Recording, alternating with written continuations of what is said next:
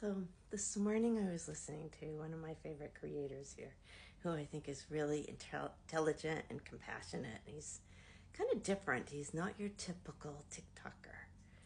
He really comes from the heart, and it's obvious that he's done a lot of work on himself from the heart and his ethics and his just himself. He's gone really deep.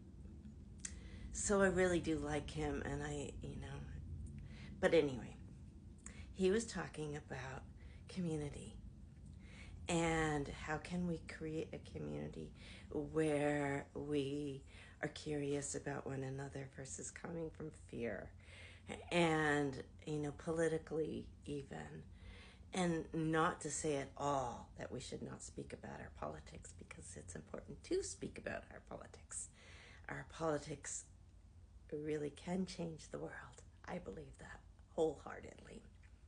But at the same time, it's like I have cousins who are Republican. And I love my cousins, I do. They're like the salt of the earth. They're kind, sweet people. And it's maybe because they're such kind, sweet people, it's like it's hard to understand. How can you support a man like that? But I try, and I'm trying to be curious versus coming from that place of fear. And one of my friends and I talk a lot about how society tends to create these divisions, with ethnicity, with race, with gender, with generational kind of things. It's true. You even see it on TikTok how we came together because we're Gen X. And I see so often people are kind of like critical of the boomers or millennials or the Gen Z, and it's kind of heartbreaking in a way, rather than just coming together with one another and learning from one another. I do think that every generation has done this, though, hasn't it? It's like every generation was critical of the last. But at the same time, can we not do that? Can we kind of come together instead?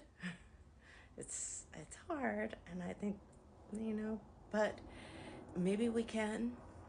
And then we see, the man-woman kind of thing, where, there's a lot of misogyny.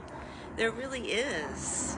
God, how can somebody like Trump be running for president when he's done some horrific things to women? These movie stars and so on that are coming out, Diddy, it's really scary. The other day too, just in my personal life, I met this man who wanted to date, and I was asking him questions about his lifestyle, because to me, if I'm going to get involved with somebody, we have to have somewhat of a similar lifestyle. So I asked, and, do you meditate? Are you a vegetarian? No.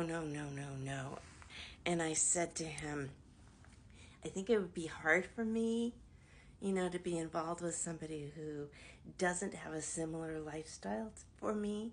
And he said, well, that's being closed-minded. I think just the opposite.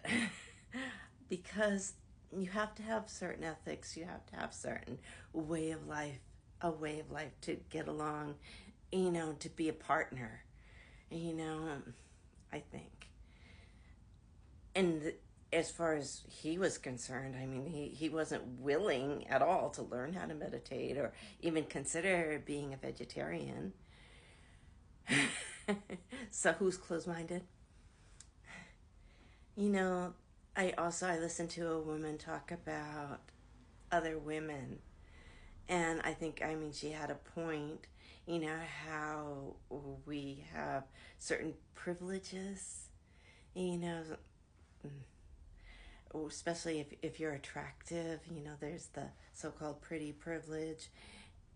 And I remember when I was in my 20s, I would get out of having a speeding ticket just by having a smile. I did that And then when you get older, you're kind of wondering what happened.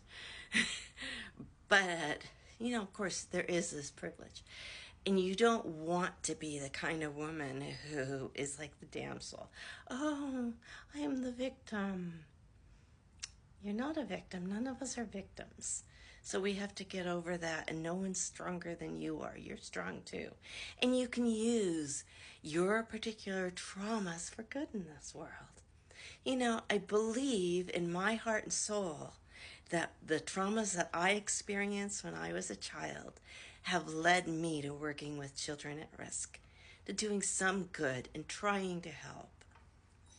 And that's, I think, what we can do. We can use whatever experience we've had, even if it was horrendous, to try to help, try to better this world. What do you think? Okay, bye.